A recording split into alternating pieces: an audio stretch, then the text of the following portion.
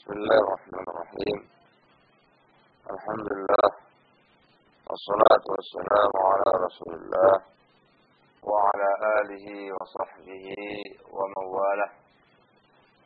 Ya ayyuhalladzina amanu taqullaha haqqa tuqatih wa la tamutunna illa wa antum muslimun. يا أيها الناس اتقوا ربكم الذي خلقكم من نفس واحدة وخلق منها زوجها وبث منهما رجالا كثيرا ونساء واتقوا الله الذي تساءلون به والأرحام إن الله كان عليكم رقيبا. يا أيها الذين آمنوا اتقوا الله وقولوا قولا سديدا يصلح لكم أعمالكم ويغفر لكم ذنوبكم ومن يطع الله ورسوله فقد فاز فوزا عظيما. أما بعد فإن أصدق الحديث كتاب الله وخير الهدي هدي محمد صلى الله عليه وعلى آله وسلم وشر الأمور محدثاتها فإن كل محدثة بدعة وكل بدعة ضلالة وكل ضلالة في النار. Kita masih membahas bab man haqqaqa at-tauhid dakhala al-jannata bighairi hisab. Seseorang yang memurnikan tauhid maka dia akan masuk ke dalam surga dengan tanpa hisab. Kita telah membaca ayat yang menjelaskan tentang sifat Nabiullah Ibrahim alaihissalatu wassalam. Sifat-sifat yang mulia yang dipuji oleh Allah tabaraka wa ta'ala, yang diantaranya ialah beliau seorang yang hanif, yang lurus. Dia seorang yang tidak termasuk dalam kategori kaum musyrikin, tidak berbuat kesyirikan, baik syirik yang besar atau syirik yang kecil. Itu merupakan bukti pemurnian beliau terhadap tauhid ini. Kita telah membaca ayat yang menjelaskan tentang sifat-sifat, ciri-ciri orang-orang yang berlomba-lomba dalam perkara kebaikan, yang berlomba-lomba menuju dalam surga. Yang di antara sifatnya ialah bahwasanya mereka selamat dari kesyirikan, dari syirik yang besar atau syirik yang kecil, yang sebagai bentuk pemurnian dia terhadap tauhid ini. Kemudian kita telah masuk pula pada hadis Ibnu Abbas radhiyallahu taala anhuma, panjang, yang menjelaskan tentang adanya 70.000 orang dari kalangan umat Islam ini, umat Muhammad sallallahu alaihi wasallam, yang masuk ke dalam surga dengan tanpa hisab, dengan tanpa adab. Telah kita baca hadis ini dengan sempurna, dan kita sebutkan beberapa faedah-faedah yang bisa kita ambil dari riwayat ini. Di antara faedah yang bisa kita ambil dari hadis yang panjang ini ialah ucapan Buraidah ibn al-Hasib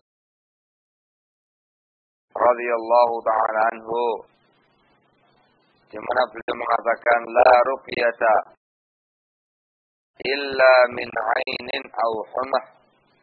Tidak ada ruqyah, ini pengobatan ruqyah, membacakan ruqyah, kecuali dari penyakit ain, penyakit hasad, atau penyakit sengatan binatang beracun.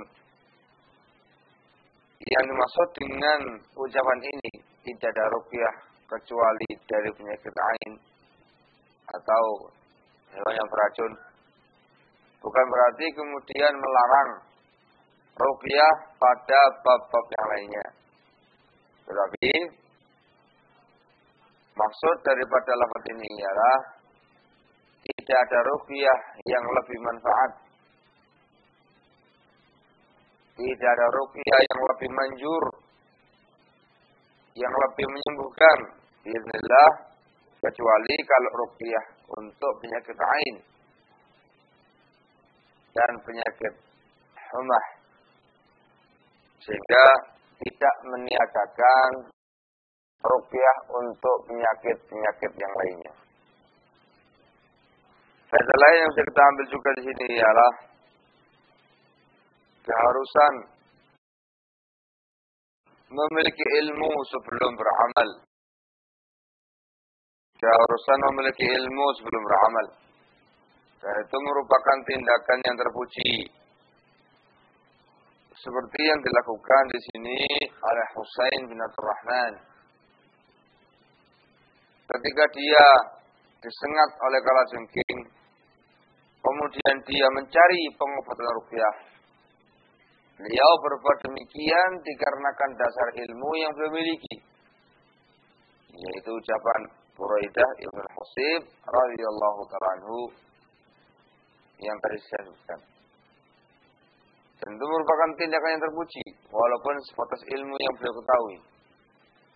Terpuji, dipuji sendiri oleh Sa'id bin Jubair radhiyallahu ta'ala anhu. Beliau mengatakan, qad ahsana man intaha ila ma sami'. Sungguh telah bagus orang yang berhenti pada apa yang dia dengar. yakni dipuji oleh beliau. Sangat bagus seseorang yang beramal dengan ilmunya, sebatas ilmu yang dia ketahui. Kemudian, hadis lain yang kita ambil dari sini ialah hadis ini menunjukkan kepada kita bahwasanya Rasul Shallallahu Alaihi Wasallam adalah manusia biasa yang tidur, yang bangun, bermimpi, dan semisalnya. Bab hadis Ibnu Abbas radhiyallahu taala di sini, ketika Rasulullah sallallahu alaihi wasallam mengatakan, "Uridat 'alayya al-umam", ditampakkan kepada saya umat-umat, ini ialah fil manam. Ditampakkan ketika beliau sedang tidur dalam mimpinya. Menunjukkan beliau manusia biasa tidur bermimpi, dan juga sebagaimana yang telah maklum di kalangan kaum muslimin bahwasanya mimpi para nabi itu ialah wahyu. Mimpi yang hak dari para nabi itu ialah wahyu. Sehingga apa yang ditampakkan di sini kepada beliau alaihi salatu wassalam itu merupakan wahyu dari Allah Taala. Hadis ini pula menunjukkan kepada kita yang berikutnya bahwasanya kebenaran itu tidak diukur dengan banyaknya pengikut. Al-haq, yang namanya kebenaran, tidak diukur dengan banyak pengikut, tetapi diukur dengan kesesuaian, kecocokan dengan kitabullah dan sunnah Rasulullah sallallahu alaihi wasallam. Nah, banyak sedikitnya pengikut itu bukan ukuran. Ini diambil dari pernyataan Rasulullah sallallahu alaihi wasallam tatkala beliau melihat keadaan para nabi. Ada seorang nabi yang memiliki pengikut 3 sampai 9. Ada seorang nabi yang punya pengikut 1 atau 2. Bahkan ada seorang nabi yang tidak punya pengikut sama sekali. Ini menunjukkan kepada kita bahwa jumlah itu, kuantitas itu bukan tolak ukur yang paten untuk menunjukkan benarnya suatu tindakan atau benarnya seorang. Tetapi itu semuanya harus dicocokkan dengan kitabullah dan sunnah Rasulnya sallallahu alaihi wasallam. Terkadang jumlah yang sedikit di atas al-haq, di atas kebenaran, seperti kondisi nabi-nabi tadi. Terkadang pula jumlah yang banyak, pengikut yang besar, juga sebagai tanda dia di atas kebenaran. Seperti yang terjadi pada Nabiullah Musa alaihissalatu wassalam dengan kaumnya. Dan juga Nabi kita Muhammad sallallahu alaihi wa ala alihi wasallam dengan kaumnya pula. Sangat besar jumlahnya. Jumlah pengikut dua nabi ini alaihi wassalam. Dan itu juga menunjukkan kebenaran. Sebab sesuai dengan kitabullah dan sunnah Rasulnya sallallahu alaihi wasallam. Terkadang pula jumlah yang sedikit menunjukkan batilnya seseorang. Menunjukkan batilnya seseorang. Demikian pula jumlah yang besar terkadang juga menunjukkan batilnya seseorang. Dikarenakan dia menyelisihi kitab Allah dan menyelisihi sunnah Rasulnya sallallahu alaihi wasallam. Maka sekali lagi bukan termasuk ukuran benar tidaknya seseorang kalau semata-mata hanya melihat jumlah, melihat kuantitas. Juga di sini menunjukkan tidak boleh silau,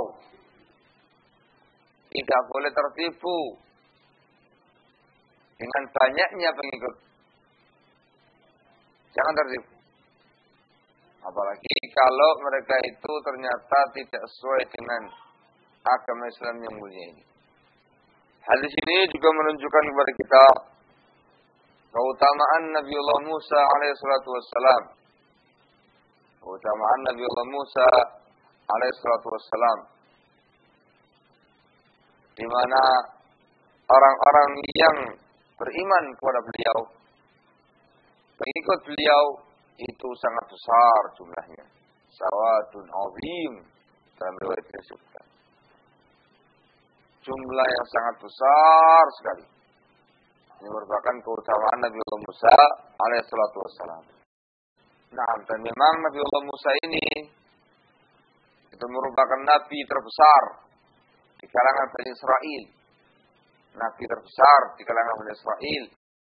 Dan juga seorang nabi yang disepakati kenabiannya oleh mereka Bani Israel.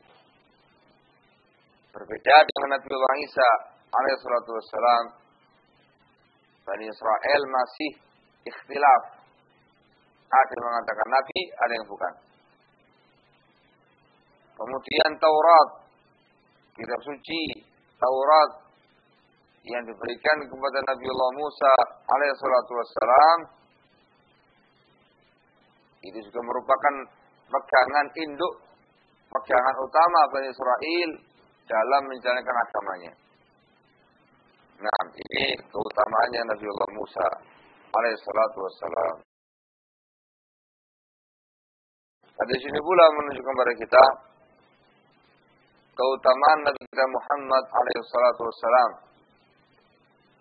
Keutamaan Nabi kita Muhammad sallallahu alaihi wasallam.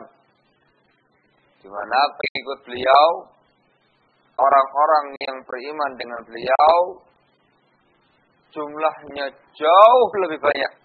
Lebih banyak lagi daripada pengikutnya Nabiullah Musa alaihissalatu wassalam. Nah, ini keutamaan untuk beliau. Dan disepakati oleh para ulama bahwasanya Rasulullah sallallahu alaihi wasallam ini yang paling mulia di antara semua yang ada. Dengan sabda beliau sallallahu alaihi wasallam, "Ana sayyidu waladi Adam wala fakhr." Saya adalah tokohnya anak Adam. Dan itu bukan merupakan kesombongan. Bahkan sebagian ulama ada yang menyatakan beliau ini alaihissalatu wassalam lebih mulia, lebih utama daripada malaikat Jibril sekalipun. Nah, ini keutamaan Nabi kita Muhammad sallallahu alaihi wasallam. Hadis ini juga menunjukkan kepada kita keutamaan umat Muhammad. Keutamaan umat Nabi kita Muhammad SAW dibandingkan dengan umat-umat yang lainnya. Dibandingkan dengan umat-umat yang lainnya. Di antara bentuk kemuliaannya disebutkan dalam riwayat ini. wa ma'ahum sab'una alfan yadkhuluna al-jannata bighairi hisabin wala 'adzab. Di antara keutamaan umat ini ialah pada mereka ada 70.000 orang masuk ke dalam surga dengan tanpa hisab dan dengan tanpa azab. Ini merupakan satu bukti dari keutamaan umat ini. Masuk dalam surga dengan tanpa hisab, dengan tanpa azab. Juga di antara bukti keutamaan umat ini dibandingkan dengan umat yang terdahulu ialah Allah Subhanahu wa taala memberikan kepada mereka umat ini, memberikan kepada mereka Lailatul Qadar, malam Qadar, yang dikatakan lebih baik daripada 1000 bulan. Nah, itu tidak ada pada umat-umat yang terdahulu. Juga yang disebutkan oleh para ulama tentang keutamaan umat ini ialah bahwasanya umat ini, dan secara khusus di sini ialah para sahabatul kiram, adalah orang yang paling cepat, orang yang paling cepat di dalam melaksanakan perintah Rasul sallallahu alaihi wasallam. Orang yang paling ittiba, mengikuti Rasulullah sallallahu alaihi wasallam. Orang yang paling sabar, dan beberapa sifat kemuliaan yang lainnya. Yang itu semuanya tidak ada pada umat-umat sebelumnya. Nah, dan masih banyak lagi keutamaan-keutamaan pada umat Islam ini. Keutamaan Islam sekaligus keutamaan umat Islam. Dan cukup bagi mereka sebagai keutamaan ialah diutusnya kepada mereka Nabi kita Muhammad sallallahu alaihi wa ala alihi wasallam. Itu menunjukkan keutamaan yang sangat besar. Nah, hadis ini pula menunjukkan kepada kita bahwasanya 70.000 orang yang masuk ke dalam surga dengan tanpa hisab dan dengan tanpa azab. Secara zahir riwayat ini itu tidak diazab, tidak dihisab secara mutlak. yakni baik di kubur mereka ataupun nanti di yaumul qiyamah. Baik di kubur mereka atau nanti di yaumul qiyamah. Ini zahir riwayat ini. Masuk surga tanpa hisab tanpa azab. Baik itu hisab di kuburan ataupun hisab nanti di yaumul qiyamah. Dan merupakan karamah, merupakan kemuliaan yang Allah anugerahkan kepada mereka semua. Hadis ini juga menunjukkan kepada kita bolehnya bercengkrama, membicarakan perkara-perkara yang positif, bercengkrama, membicarakan perkara-perkara yang positif. Seperti yang disebutkan dalam riwayat ini, ketika Rasul sallallahu alaihi wasallam memberitakan adanya 70.000 orang yang masuk surga dengan tanpa hisab dan dengan tanpa azab, para sahabat kemudian membicarakan tentang mereka ini, bercengkrama di kalangan mereka tentang mereka ini. Dan fungsinya untuk mengetahui hakikat sebenarnya siapa mereka itu, supaya mereka bisa beramal dan masuk dalam lingkupnya mereka. Kemudian dari jawaban mereka ini, dari jawaban-jawabannya para sahabat ini, yang mengatakan barangkali mereka itu ialah yang menemani Rasul, atau lagi yang mengatakan barangkali mereka itu yang dilahirkan dalam Islam, tidak pernah syirik, dan yang lain-lainnya. Dari jawaban ini, dari jawaban mereka ini menunjukkan kepada kita bahwasanya para sahabat sangat memahami, bahwa keutamaan di atas itu harus dicapai dengan amalan. Mereka memahami dengan baik bahwasanya keutamaan di atas harus dicapai dengan amalan. Yang masuk dalam surga dengan tanpa hisab, dengan tanpa adab, itu harus dicapai dengan amalan, bukan dengan angan-angan semata. Ini menunjukkan bahwasanya ilmu para sahabat itu sangat dalam. Menunjukkan kedalaman ilmu para sahabat yang mulia radhiyallahu taala anhum ajma'in.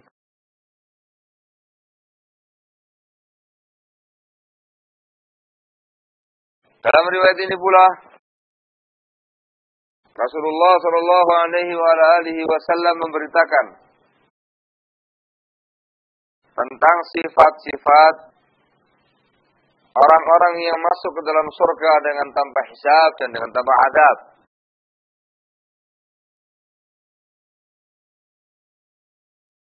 Sengaja beliau menyebutkan dengan sifat, bukan dengan orang,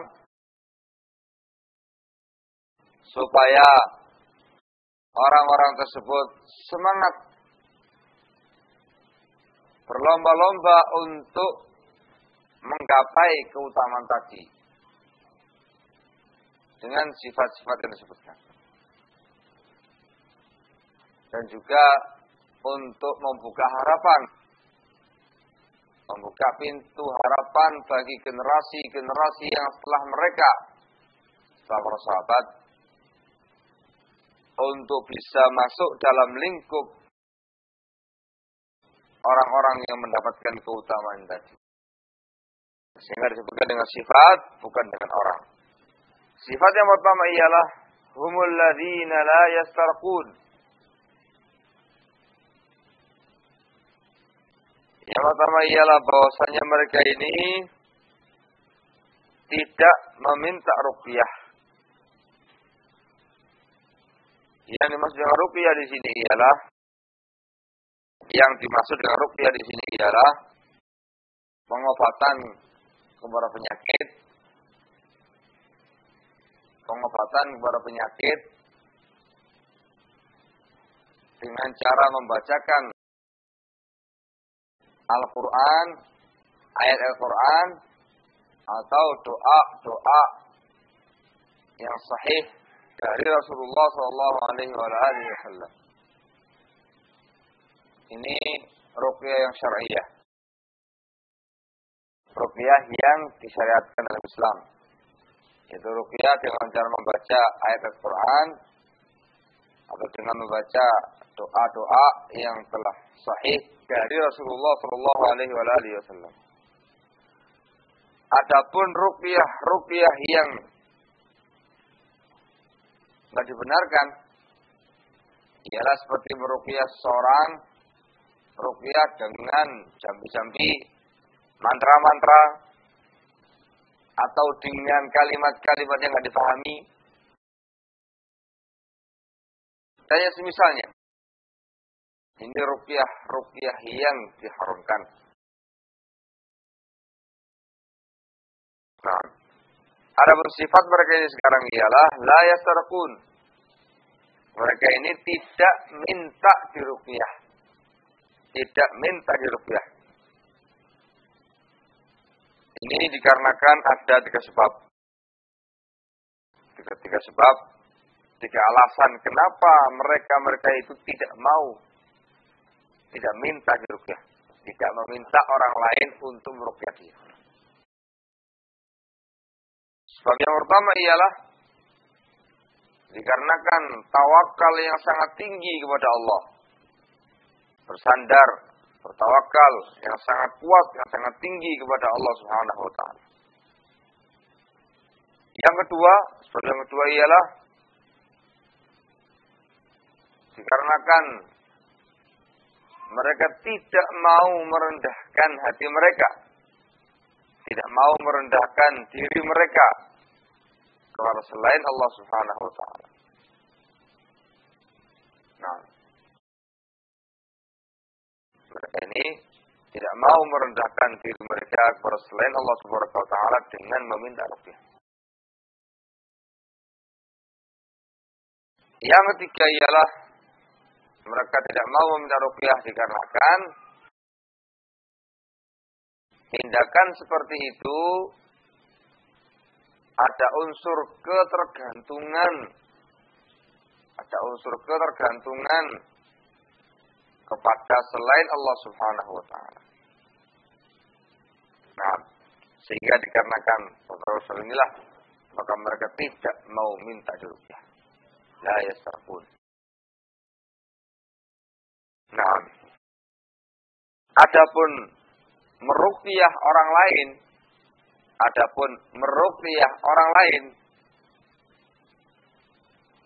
maka ini diperbolehkan. Dalam sebab ini dilakukan oleh Rasulullah Shallallahu Alaihi Wasallam, juga dilakukan oleh para sahabat yang mulia kepada teman-teman yang lainnya. Nah, itu menunjukkan tidak mengapa kalau dia meruqyah orang lain.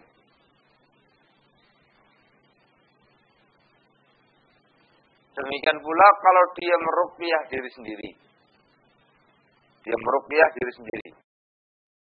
Padanya yang sakit, atau yang semisalnya, maka dia meruqyah diri sendiri. Itu juga perkara yang diperbolehkan. Tidak termasuk sifat tercela pada riwayat ini. Baik, sekarang bagaimana kalau kemudian ada orang lain menawarkan ruqyah kepada kita? Kita nggak minta, tidak meminta, tetapi ada orang lain yang menawarkannya kepada kita. Apakah boleh? Jawabannya ialah diperbolehkan.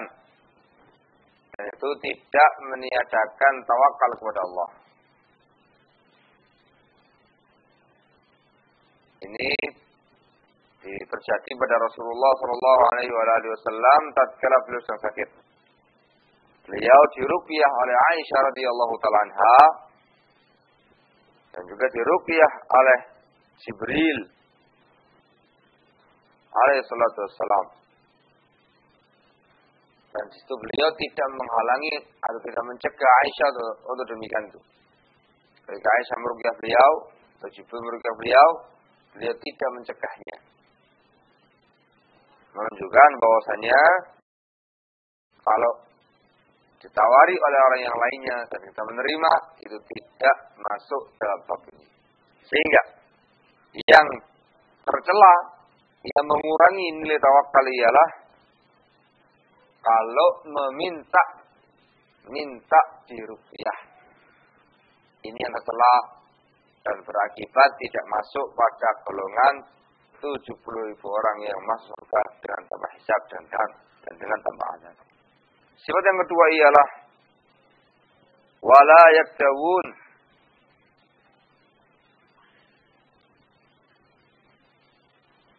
Dan mereka itu tidak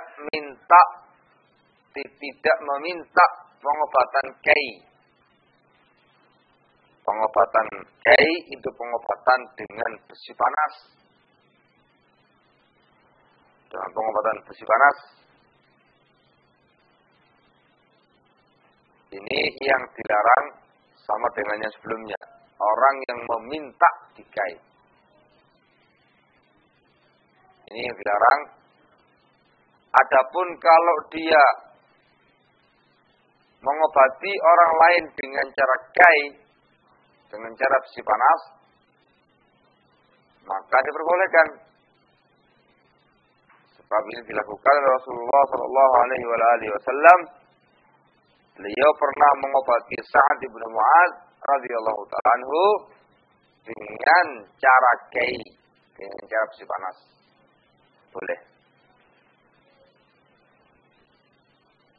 Sehingga pembahasan pengobatan besi panas itu sama dengan pembahasan minta ruqyah.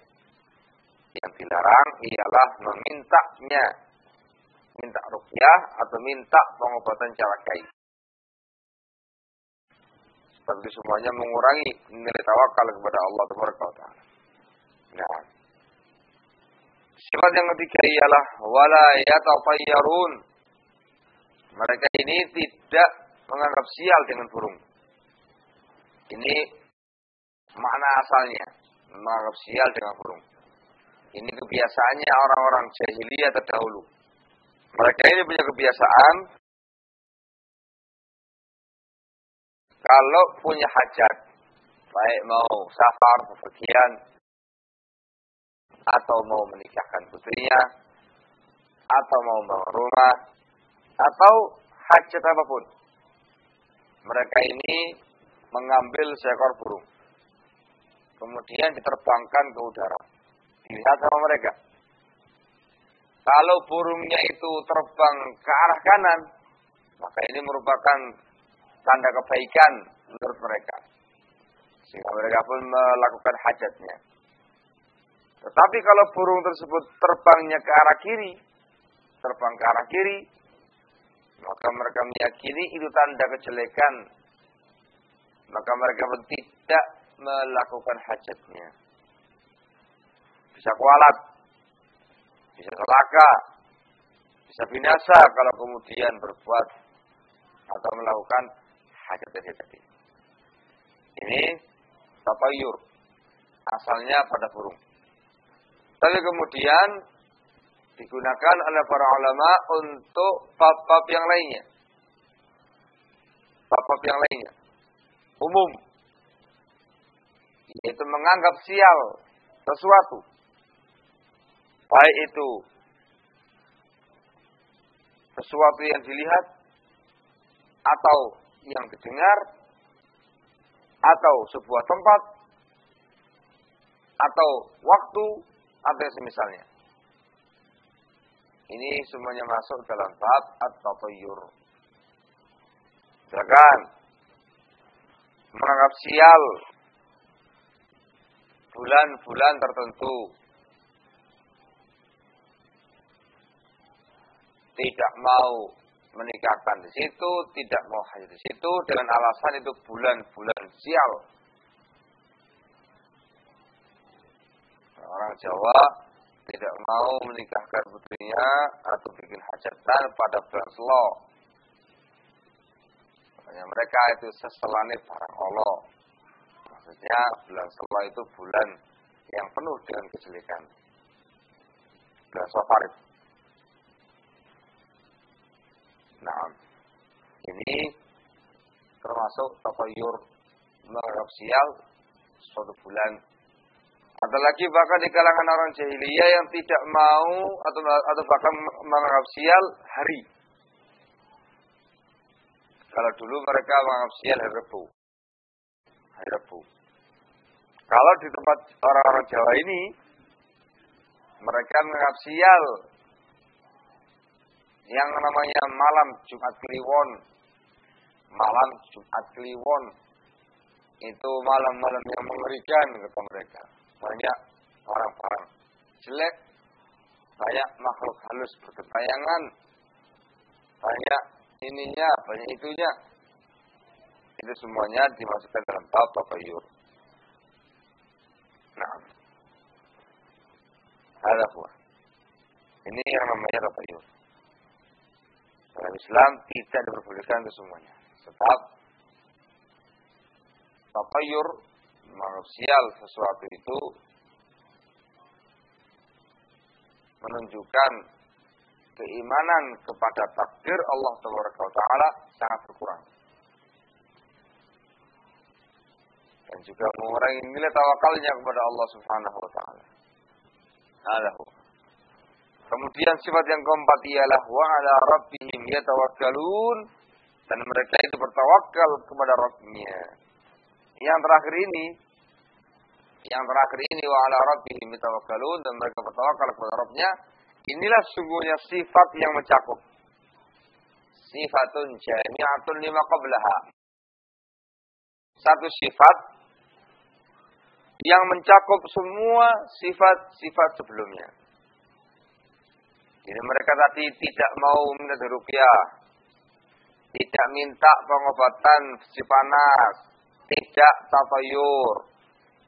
Itu semuanya menunjukkan kamal tawakkul, kesempurnaan tawakal mereka kepada Allah Subhanahu wa taala. Dan ini merupakan inti tauhid. Inti tauhid. Betul-betul memasrahkan dirinya kepada Allah Taala semata. Menggantungkan semuanya kepada Allah Taala semata. Itu yang namanya tauhid yang murni. Tidak bergantung kepada makhluk manapun. Inilah yang namanya tahqiqut tauhid, memurnikan tauhid dari ketergantungan kepada makhluk.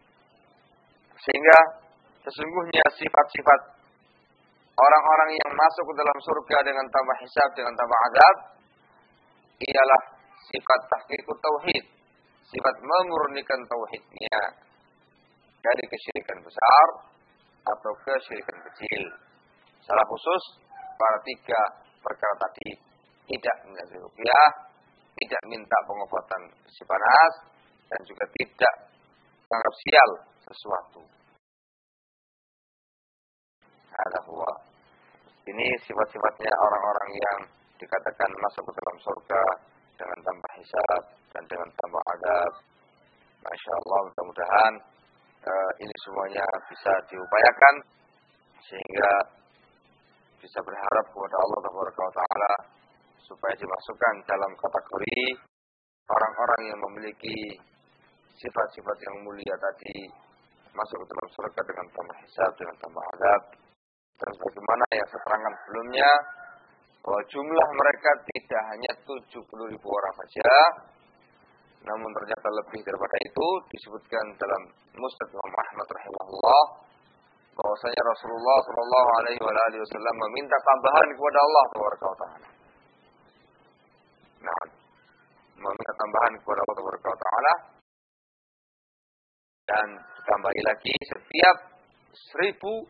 setiap jumlah 1.000 ditambahi lagi dengan 70.000 orang lagi, sehingga kalkulasinya ialah sekitar 4.900.000 orang. Jumlah yang sangat besar. Ini jumlah yang melebihi para sahabat. Para sahabat jumlahnya nggak segitu, paling ratusan ribu saja. Demikian pula para tabi'in, demikian pula kaum tabi'in. Sehingga kita masih punya harapan kepada Allah Taala. Mudah-mudahan masih ada kesempatan, tempat bagi orang-orang yang memiliki sifat yang mulia ini, la yastarqun wa la yakawun wa la yatafayyarun wa ala rabbihim yatawakkalun. Naam, wallahu a'lam bishawab. Mungkin ini yang bisa saya sampaikan, dan insyaallah taala pada pertemuan yang berikutnya kita bahas kembali lanjutan riwayat ini dan juga masalah-masalah yang disebutkan oleh al-musannif rahimahullahu taala. Walhamdulillahirabbil alamin.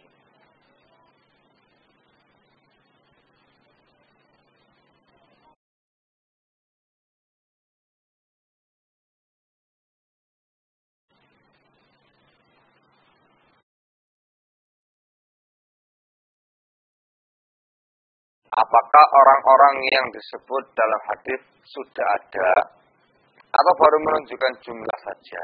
Kalau orang-orang sudah ada, nanti disebutkan setelah itu Uqasyah bin Mihsan radhiyallahu taala anhu mengatakan, ya Rasulullah, doakan saya supaya termasuk mereka.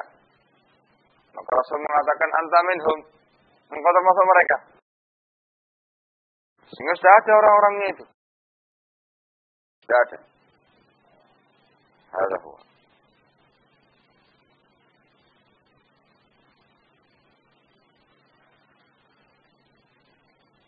Apakah termasuk tercela atau dibolehkan pengobatan untuk orang sakit gagal jantung dengan cara alatnya dengan kejutan listrik? Alatnya ada lempengan-lempengan besi yang dialirkan ke listrik yang ada temperaturnya. Ini sesungguhnya perlu pembahasan ulang. Yaitu pembahasannya apakah listrik itu api atau bukan. Ini yang pertama. Yang kedua, pengobatan kai dengan besi panas itu betul-betul besi yang menganga. besi yang sangat menganga sekali. Adapun yang namanya lempengan besi yang dialirkan ke listrik untuk memberikan kejutan-kejutan pada jantung, beda kondisinya dengan yang namanya besi yang panas. Sehingga Allah alam bisawab ini perlu dibahas ulang. Tapi secara zahir Allah alam tidak masuk pada pembahasan kiai tadi. Tidak masuk pada pembahasan kiai tadi. Allah alam bisawab. Apakah perbuatan Husain bin Abdurrahman mengeluarkan diat dari golongan 70.000 orang tersebut? Di mana beliau minta ruqyah? Zahirnya wallahu alam ialah tidak demikian. Secara zahir demikian sebab perbuatan beliau ini dipuji oleh Sa'id bin Jubair radhiyallahu ta'ala. Sa'id bin Jubair mengatakan qad ahsana man intaha ila ma sami'. Sungguh telah ahsan, telah berbuat baik seseorang yang berhenti pada apa yang dia dengar. Sehingga di sini Husain bin Abdurrahman bertindak dengan ilmu yang beliau capai, ilmu yang beliau dapatkan. Dan tidak mengetahui yang disampaikan oleh Ibn Abbas radhiyallahu ta'ala anhu. Dan secara zahir Allah alam demikian. Sehingga bisa dikiaskan kepada orang-orang yang tidak tahu hukumnya atau dia belum sampai ilmunya ini. Allahu a'lam bishawab. Yus'al dan perlu ditanyakan lagi tentang masalah ini. Nah, apakah termasuk memakan harta anak yatim jika seorang ibu menggunakan harta anaknya yang yatim karena membutuhkannya? Baik, kalau sang ibu itu sebagai pengurusnya yang mengurusi anak-anak yatim tadi, maka kalau sang ibu itu orang yang belum mampu, orang yang fakir, diperbolehkan bagi dia untuk memakan harta anak yatim bil ma'ruf dengan cara yang baik sebagai ganti kepengurusan dia terhadap anak-anak yatim tersebut. Nah, kalau dianya orang yang mampu, orang yang kaya, maka fal yasta'fif disebutkan dalam Al-Quran, hendaklah dia itu menjaga kehormatan dirinya. Nah, ada yang bilang bahwa keyakinan bila ada kupu-kupu di rumah, maka akan ada tamu datang. Adalah merupakan al-fa'l. Karena orang bersemangat berbicara dengan tayur yang membuat orang putus asa. Apakah hal itu benar? Baik. Sesungguhnya keyakinan seperti ini itu nggak dimasukkan dalam bab tafaul. Tafaul itu ialah harapan besar yang bersifat kebaikan. Misalkan ada seseorang yang pembawaannya sakit terus. Kemudian dia dinamai dengan nama yang menunjukkan arti kesembuhan. Itu yang namanya tafaul. Adapun yang satu ini nggak masuk dalam bab tafaul. Ini sebenarnya masuk dalam bab khurafatnya orang Jawa. Kalau dia meyakini, kalau ada kubu-kubu, dia yakin bakal ada yang namanya tamu. Ini keyakinan yang jelas-jelas nggak dibenarkan.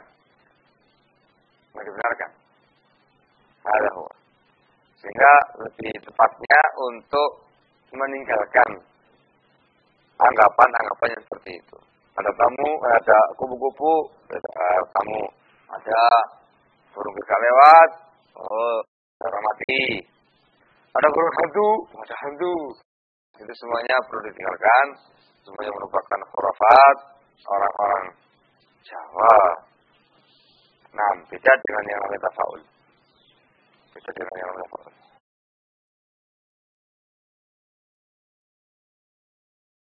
Berarti tertutup kemungkinan bagi kita masuk golongan tadi. Apakah demikian? Kenapa demikian? Tidak tertutup kemungkinannya. Kalau saya katakan sudah ada orangnya, artinya sebagaimana yang disebutkan tadi itu, sudah ada orangnya memang diantaranya Ukais bin Mihsan. Tetapi siapa saja yang disebutkan, kita nggak bisa mengatakan demikian sebab yang disebutkan oleh Rasulullah ya cuma Ukasyah ibn Mihsan saja. Sehingga insyaallah ta'ala masih terbuka pintu untuk orang-orang belakangan ini masuk ke dalam kategori orang-orang yang disebutkan dalam riwayat ini.